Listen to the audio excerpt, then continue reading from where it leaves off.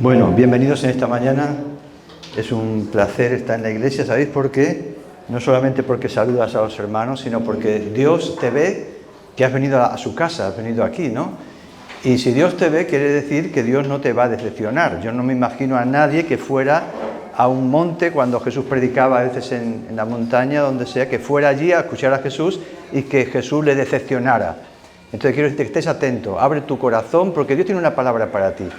Aquí no se trata ahora de dar pues, una conferencia, no se trata de un teatro, que es muy respetable todo eso, ¿verdad?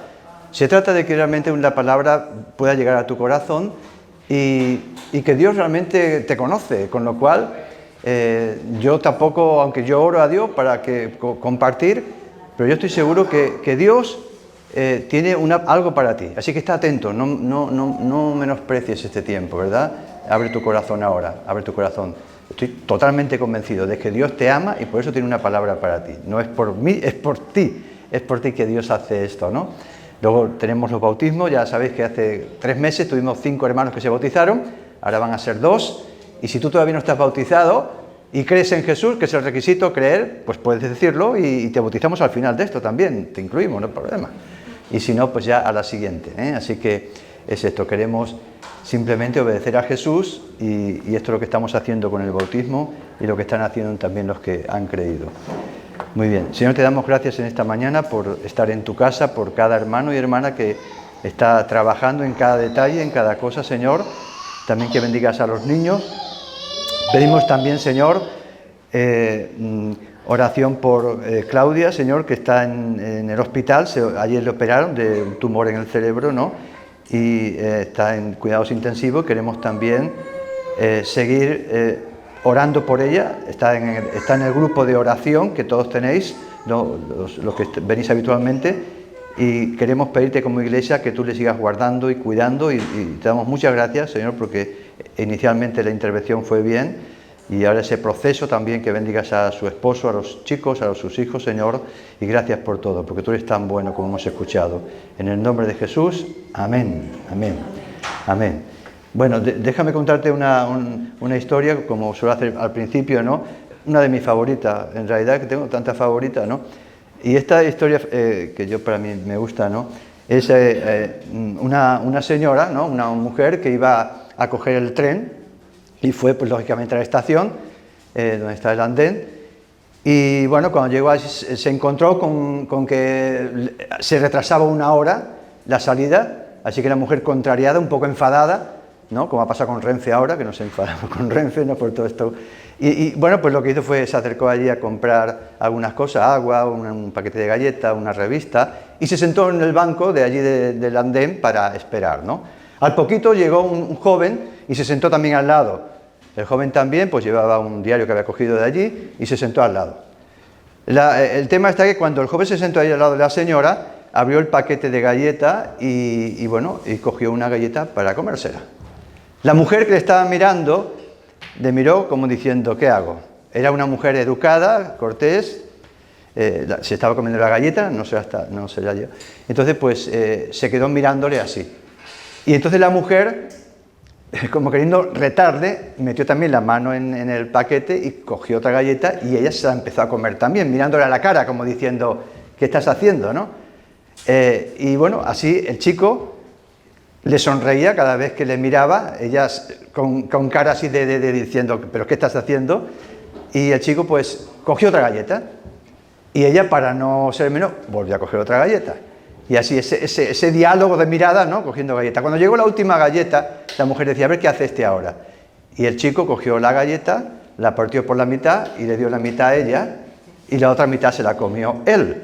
Siempre con una sonrisa. La mujer estaba ya que no sabía, ¿no? Un poco, pero en ese momento pues ya, anuncia que sale su tren y la mujer se levanta y se va a coger su tren, ¿no? Como mirándole así, como diciendo, vaya juventud que tenemos. ¿Has oído esto? Algo así, ¿no? ¿Qué futuro nos espera? Y la mujer se subió al tren. Entonces, cuando la mujer ya se subió al tren, lógicamente, pues ya se sentó y todo esto, ¿no? Y en un momento determinado, la mujer, bueno, tenía sed, así que abrió su bolso para coger la botella de agua que había comprado, y cuando abre la bolsa para tomar la botella, se dio cuenta que su paquete de galletas que había comprado estaba íntegramente en su bolso. Se había comido las galletas del chico que había comprado. Entonces, claro, esto nos lleva a mucha reflexión, nos lleva a una de ellas, la más Einstein decía que era más fácil desintegrar un átomo que un prejuicio. Einstein, no lo digo yo. Y a veces los prejuicios están tan arraigados como esta mujer, ¿verdad? Esos prejuicios que están ahí arraigados. Yo tengo que tener cuidado, yo tengo muchas anécdotas en casa, estoy con mi hijo Israel y me pasa muchas veces.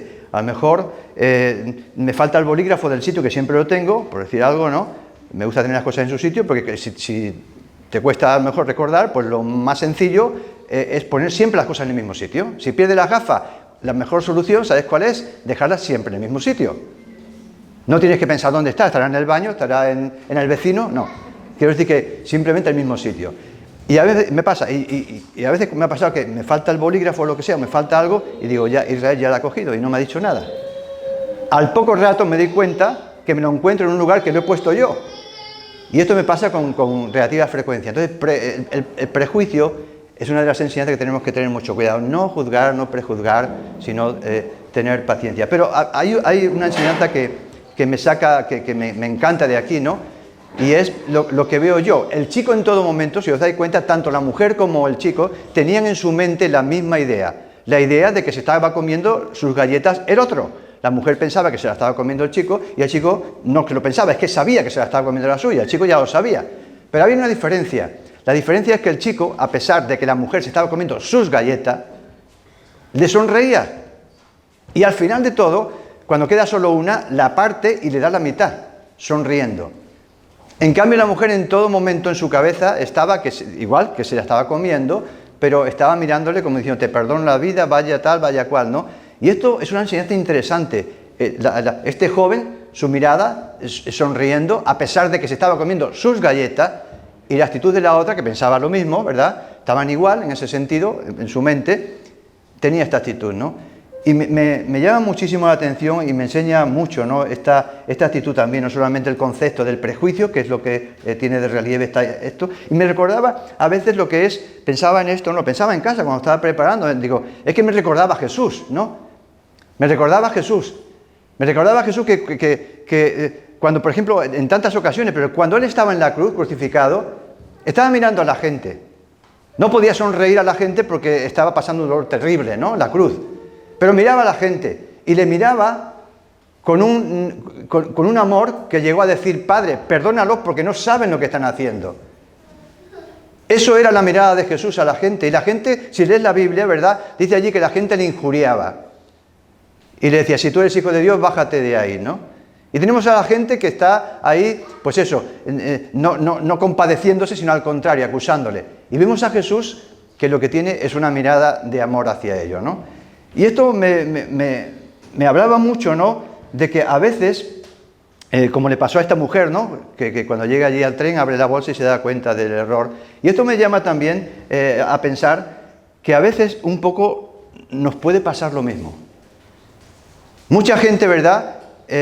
Cuando mira a Jesús, le mira como diciendo, bueno, y este sí, ¿realmente este es Dios o quién es este? Y le mira desconfiadamente. A veces nosotros dudamos también, podemos dudar de Él, ¿no? Y de alguna manera pensaba con esta analogía, digo, llegará un día cuando el tren al que nos tenemos que subir, el tren de la eternidad, te tienes que subir a ese tren un día, ¿no? Tenlo claro, tú y yo estamos ahí en un andén, sentados, y un día nos van a decir, este es tu tren, y no vas a poder eludir ese tren. No estoy hablando de teoría, estoy hablando de algo real. Esto nadie lo puede rebatir. Científicamente, no hay nadie sobre la Tierra, ¿verdad?, que haya vivido 500 años. No creo que sea tu excepción, ni yo tampoco, pero también pasan 500 años, ¿no? Entonces, yo sé que un día ese tren va a pasar por tu andén y te va a decir, oye, que ya te toca. Que tarde mucho, ¿no? Pero va a ser así. ¿Me equivoco? Creo que no. Y ¿sabe? Pensaba en esta analogía, ¿no? Y pensaba que un día cuando subamos a ese tren de la eternidad, es muy posible que nos pase lo que le pasó a esta mujer, ¿no? Que abrimos el bolso o la mochila y nos vamos a dar cuenta que la vida que hemos consumido, que estamos consumiendo, que pensamos que es una vida que nos pertenece, que es nuestra, nos vamos a dar cuenta que es un regalo de Dios. Que hemos sido nosotros que hemos estado consumiendo nuestra vida, no porque la hemos comprado, las galletas, sino porque la ha comprado Jesús con su sangre. Él la ha comprado. Y yo me estoy comiendo, me estoy consumiendo la paz, el gozo, la vida que tengo, porque Él ha comprado eso. Y no ha sido con mi fuerza, no he sido yo. Y mucha gente que no piensa ahora en Dios, que no tiene en cuenta a Dios, hay una reflexión de Pascal, ¿no? Francés, Blaise Pascal, que fue pues, filósofo, científico también, matemático, y él tiene esta reflexión. Dice así: prefiero equivocarme creyendo en un Dios que no existe, que equivocarme no creyendo en un Dios que existe. Porque si después no hay nada, evidentemente nunca lo sabré. Cuando me hunda en la nada eterna, pues no pasa nada. Pero si hay algo, si hay alguien, tendré que dar cuenta de mi actitud de rechazo. Y hay mucha gente que piensa eso, ¿no? Que su vida, sus galletas, hace lo que quiere. Pero un día cuando suba en ese tren, se va a ver obligado a abrir esa bolsa. Y entonces se va a dar cuenta que lo que ha estado, como he dicho antes, ¿verdad? Que esa vida no la compró. Porque hay cosas que no se pueden comprar. Y yo creo que es lo más importante, ¿no? En el mundo, fijaros, lo más importante. La vida no se puede comprar. Los millonarios se frustran porque no pueden hacer nada con sus millones cuando llama a la puerta, ¿verdad? La vida no se puede comprar. Curioso, ¿verdad? El amor tampoco se puede comprar. El amor fingido sí. Y de eso hay mucho. Pero el amor de verdad se puede comprar. No se puede. Es interesante como que las cosas más valiosas no se pueden comprar. Y como esta mujer, yo lo he comprado, yo es mío, y si alguien, bueno, pues se pone ahí por medio, ¿no?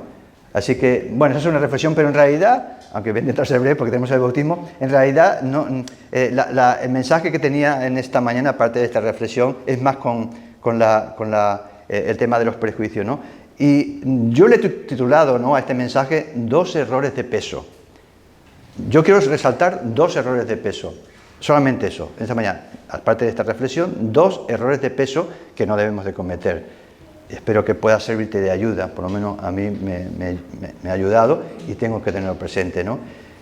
Uno de los errores de peso que a veces podemos cometer, que aunque nosotros como esta mujer que tenía todos los argumentos para creer lo que creía, porque tenía todos los argumentos, ella había comprado una galleta, el chico había cogido la galleta al lado de la mujer, y tenía argumento para pensar eso. O sea, nosotros podemos tener argumento para pensar cosas, como hay gente que puede tener argumento para no creer en Dios. Y sobre todo si viene un testimonio de un pastor o de un sacerdote o lo que sea, haciendo barbaridades, ya le están dando razones para no creer. Aunque tampoco es suficiente porque está mirando a los hombres, ¿no? Entonces, se levanta. Pero yo voy a hablar de algo, ¿no?, que tiene que ver con la vida espiritual y que realmente tiene que ver con lo que es la Biblia, por eso estamos aquí en la iglesia, ¿no? Y uno de los errores, ¿verdad?, que podemos cometer también es, como digo, el tema de conocer solo una parte de algo. Esta mujer conocía solamente una parte de algo, no conocía todo el cuadro. Y uno de los errores que a veces podemos cometer es conocer solamente parcialmente algo, porque nuestro cerebro, eso los neurólogos lo dicen, ¿verdad? Nuestro cerebro tiene esa capacidad, no sé si un mecanismo de defensa o no sé, o es como una especie de razonamiento, ¿no? Es que cuando vemos una cosa, el cerebro complementa con lo que no ve. Si vemos una persona por la calle que va un poco así con mala pinta, ¿verdad? Ya nosotros completamos que esa persona me va a robar o lo que sea. Ya lo completamos, porque puede pasar, pero lo completamos. Y esa persona es una persona increíble, estupenda, ¿no? O lo que le pasó. O sea, el cerebro tenemos que tener cuidado porque complementa aquello que no conocemos. Entonces, el primer error es conocer solamente una parte de algo. Y hablamos con la vida espiritual, la Biblia, si tú eres una persona que quieres conocer, ¿verdad?, lo que es la Biblia y que nadie te engañe con otras historias, ¿no? Y yo pongo aquí un ejemplo que podría poner mucho, pero uno de ellos lo conocemos bien, ¿no?, que está en Marcos capítulo 12, 18 en adelante, Marcos 12, 18, y es unos saduceos que se acercan a Jesús, ¿no?, y empiezan a decirle: maestro, Moisés escribió que si un hermano, que si el hermano de alguien muere y deja esposa, viuda, y no dejara hijo, que el hermano de ese que ha fallecido se case con esa viuda. Y dice, y así pasó, le ponen este ejemplo, y así pasó hasta 7 veces. El ejemplo que le ponían, hipotético, es que según Moisés, ese principio de si se queda una persona, un hombre muere y queda viuda, el hermano se podía casar, ¿no? Y pone hasta 7 veces. Y la pregunta era, porque siempre iba con intención, la pregunta era de los saduceos. Los saduceos, hay que aclarar que los saduceos no creían en todo el Antiguo Testamento como los fariseos y la mayoría de judíos.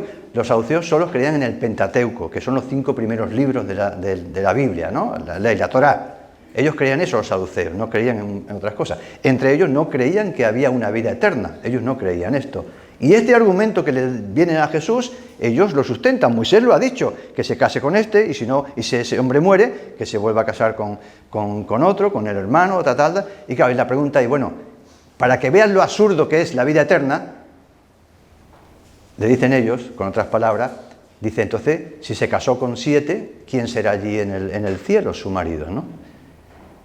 Una pregunta buena, una pregunta que está hecha con sentido común, con razón, ¿verdad?, como tantas cosas que podemos escuchar, como esta mujer tenía sus argumentos muy claros, ¿verdad?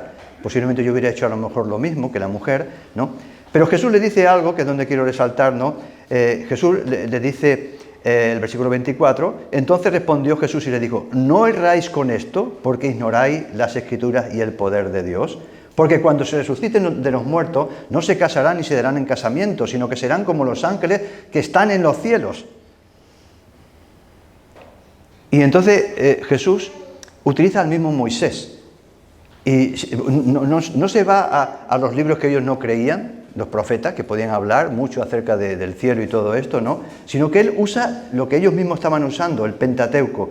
Y dicen, ¿no habéis leído en el libro de Moisés, el que creéis vosotros, el Pentateuco, cómo les habló Dios en la zarza diciendo, yo soy el Dios de Abraham, el Dios de Isaac y el Dios de Jacob? Y dice, pero yo no soy Dios de muertos, yo soy Dios de vivos. Cuando está hablando del Dios de Isaac, de Moisés, está hablando, dice, yo no soy Dios de muertos, Dios de vivos. Ellos pues han muerto, habían pasado ya, evidentemente, ¿no? Entonces vemos aquí, ¿no?, que a veces tenemos que, el mensaje de este primer punto del error es que tenemos que tener cuidado con no ignorar la Escritura. Porque si alguien nos dice una parte de la Escritura, y podemos hablar aquí mucho acerca de las religiones, tantas religiones que simplemente conociendo la Biblia ya la descarta totalmente, la descarta. Yo cuando empecé en el tema espiritual estuve con los gnósticos, testigos de Jehová mirando, tal, gente, budismo. Pero cuando conoces la palabra de Dios, ¿no?, conoces lo que es toda la palabra, que son 66 libros, ¿verdad? Entonces te das cuenta de que hay tanto, ¿verdad?, que tenemos, digamos, argumentos de sobra, ¿no?, para no dejarnos engañar.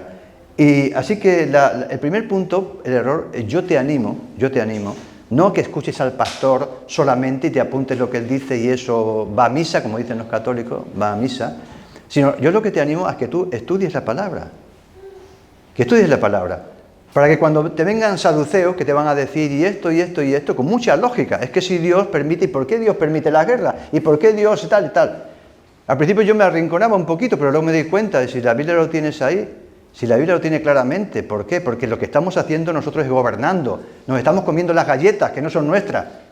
Nosotros gobernamos, hacemos lo que nos da la gana con las galletas, entiéndeme, nuestra vida. Al principio yo decía, no sabía responder, pero la Biblia es clara. ¿Quién gobierna este mundo?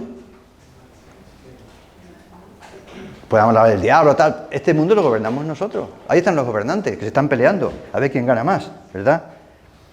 Entonces, por eso digo que hay preguntas que nos van a hacer muy lógica, ¿y por qué un niño? ¿Y por qué tal? ¿Y por qué cual? Tantas y tantas y tantas.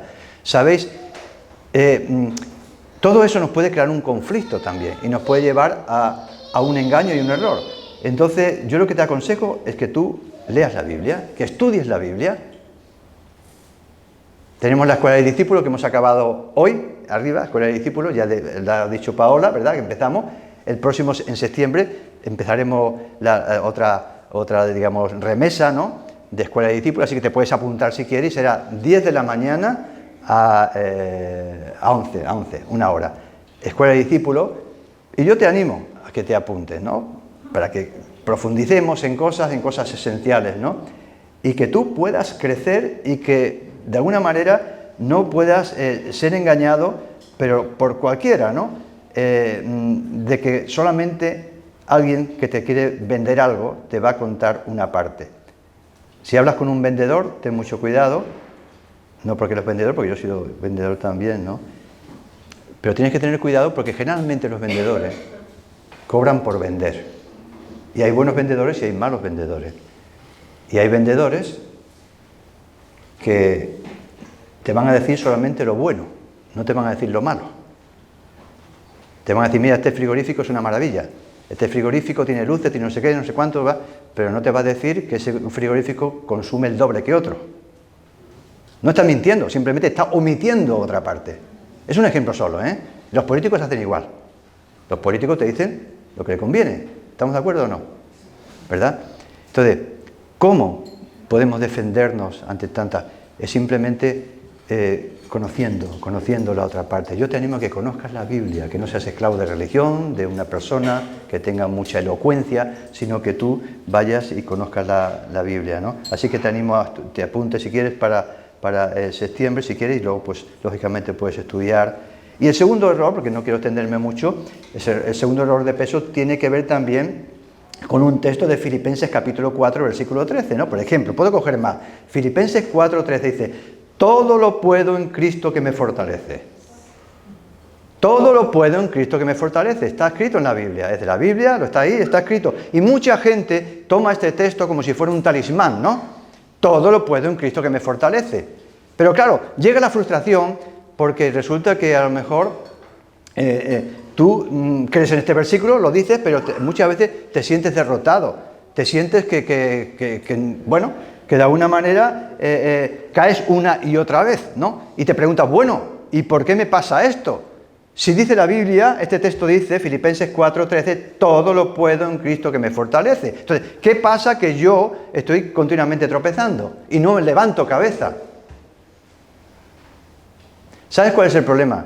No es que el versículo no sea real. Es sencillamente volvemos a lo mismo. Volvemos a que estamos ignorando una parte. Estamos ignorando una parte y una parte del contexto. No tengo que irme muy lejos. En este caso, este ejemplo, simplemente tienes que leer el contexto. Filipenses 4:13 dice esto. Pero si tú lees el versículo, no hace falta que vayas a otro libro, en Filipenses 4, versículo 12, antes del 13, justo antes, el versículo antes, el versículo 12 o el 11, vamos a leer del 10. Filipenses, estamos hablando del 13, ¿verdad? Contundente, todo lo puedo en Cristo que me fortalece, yo lo creo. Pero el versículo 10, que es lo que digo, ignorar el contexto, ¿verdad?, nos puede llevar a tener una idea equivocada y pensar que no funciona esto, que no me funciona, porque yo tropiezo mucho, ¿no? Dice Filipenses 4:10, en gran manera me gocé en el Señor, está hablando Pablo, de que ya al fin habéis revivido cuidado de mí, habla de ofrendas que le habían traído de otros sitios, por lo cual también estáis solícitos, pero os faltaba la oportunidad. Ahora, versículo 11, Filipenses 4:11, luego está el 12 y luego está el 13 que hemos hablado. El 11 dice, no lo digo porque tenga escasez, pues he aprendido a contentarme, cualquiera que sea mi situación. Versículo 12, que es el anterior, justo el anterior de todo lo puedo.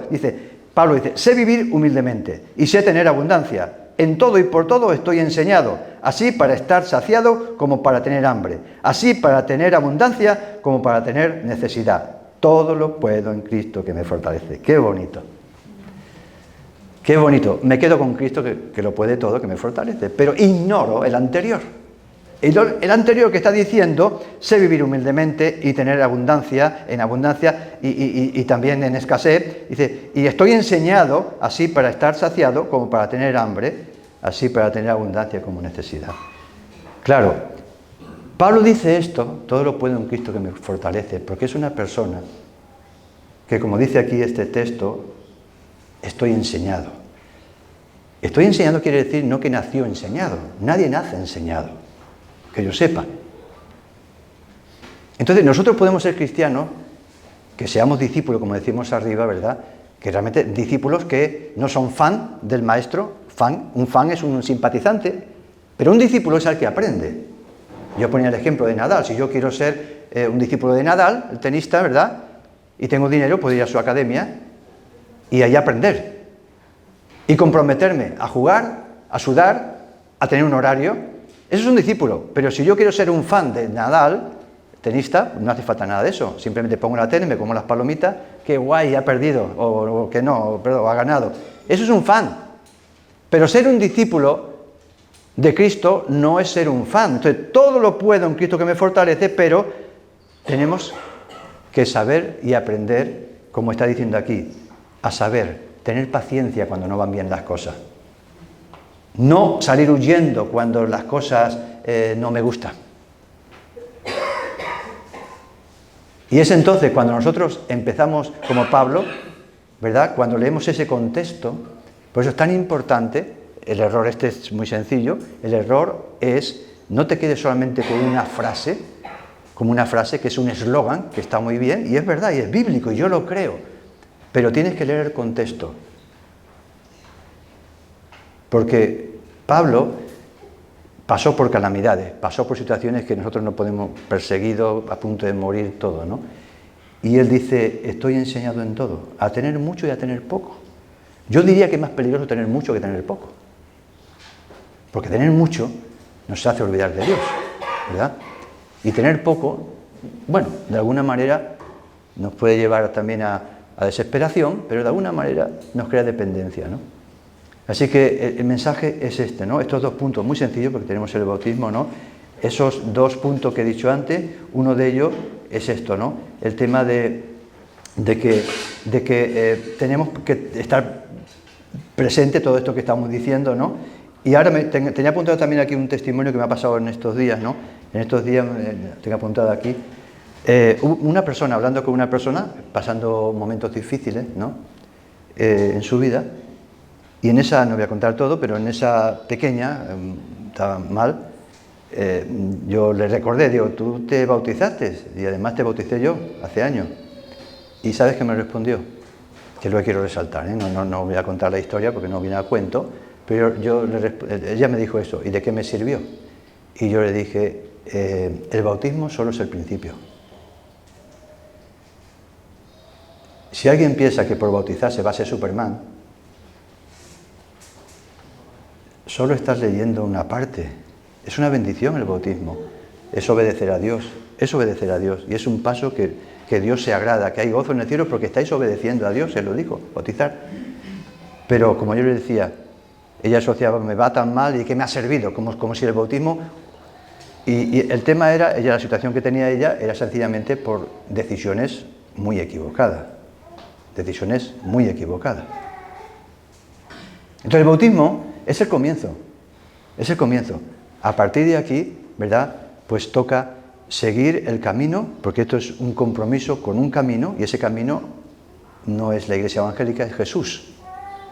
Entonces eso es. Y por eso es tan importante que sepamos diferenciar, ¿no? Lo que es una palabra, el bautismo, vale, ahora yo salgo de aquí del agua, mis pecados se han quedado abajo, que es lo que simboliza, ¿verdad? Y allá yo no tengo pecado, no tengo pecado. Bueno, eso es una interpretación parcial, ¿verdad?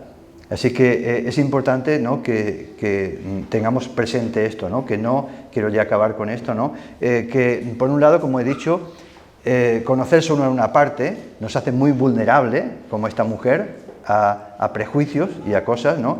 Y luego también ignorar el contexto de una frase, de algo que nos puedan decir, también nos lleva a un error. Y termino con esta frase, ¿verdad? Esta frase que me gusta dice, no siempre podrás estar motivado, tendrás que aprender a ser disciplinado. Esto no me gusta. Bueno, pues es que si tú quieres conocer, ¿verdad? No parte, pues a lo mejor alguien te puede motivar mucho y te va a durar lo que tardes en salir a la calle. Porque lo que la Biblia nos enseña, ¿verdad?, es que Dios está ahí, y yo subrayo y suscribo, ¿verdad?, lo que dice Pablo, ¿no? Todo lo puedo en Cristo que me fortalece. Pero yo, fortalecer, ¿qué quiere decir? Que nos da fuerza. Pero yo tengo también que ejercitarme, yo tengo que hacer mi parte, ¿no? ¿Correcto? Cuando David mató a Goliat, no le mató de cualquier manera. Es Dios quien le dio la fuerza, pero no le mató de cualquier manera. Le dieron, Saúl le dio como una coraza, una espada, y le dio un montón de cosas, y él dijo, yo con esto no puedo ni moverme. ¿Y qué hizo David para matar a Goliat? Cogió una piedra, 5 piedras me parece, y de las 5 piedras cogió una, y una honda. ¿Y con qué lo mató? Con aquello que usaba diariamente para matar a leones, para matar a lobos. Dios usa, ¿verdad? Dios usa. Cuando se multiplicó los peces, 5.000 personas, lo podía haber hecho sin nada, pero no. Hubo un joven que entregó lo que tenía. Y así funciona Dios. Tenemos poder en Él, pero nos toca hacer nuestra parte, ¿verdad? Porque ya le ha hecho bastante. No nos pide que muramos en una cruz por nadie, ¿no? Sino Él nos pide sencillamente que lo que pone en nuestras manos lo hagamos. Así que yo sé que cuando salgáis de aquí del bautismo, para vosotros, para todos, para mí, para cualquiera que estamos aquí, recuerda esto: Dios es poderoso, Dios te sostiene, no hay nadie que te pueda vencer si Él va contigo, pero recuerda que tú tienes que hacer tu parte. ¿Sí? Y entonces venceremos al gigante. Si David hubiera usado solamente aquello que le daban, que no era lo suyo, no tenía ejercitado para llevar esa coraza ni todo lo demás, posiblemente se hubiera caído antes de que el gigante se acercara a él. Y así podemos hablar de más ejemplos, ¿no? Entonces yo simplemente el mensaje es este, ¿verdad? Que no te quedes con una parte del mensaje de la palabra, no te quedes solamente con un eslogan de un versículo, que no es un eslogan, es real, pero lee también el contexto, ¿no? Así que Jesús es maravilloso, es maravilloso, pero ser cristiano también requiere decir no a cosas que también son maravillosas humanamente. Entonces, ¿qué hacemos? Pues yo no sé, mi experiencia y mi consejo, si me permite, es enamorarte más de Jesús. Es lo más fácil. Está la ley, no esto, pero si te enamoras más de Jesús, todo lo que te ofrezcan te sabe a poco. Con lo cual ya no vas a dejar, no lo vas a hacer, no porque es la ley, no lo vas a hacer porque no te da la gana. Porque aunque te propongan robar, o te propongan mentir, o te propongan tener con una mujer, o lo que sea, con un hombre, o lo que sea, cualquier cosa que te van a ofrecer, si estás cautivado por Jesús, ya no es la ley lo que vas a consultar, que está mal. Ahora tú vas a decir, es que eso, ¿pero qué es eso? ¿Qué me estás dando? ¿Te voy a vender un coche por €1? ¿Quién vende un coche por €1? Bueno, el mío ya está un poco viejo, pero me parece poco €1. Me parece poco €1.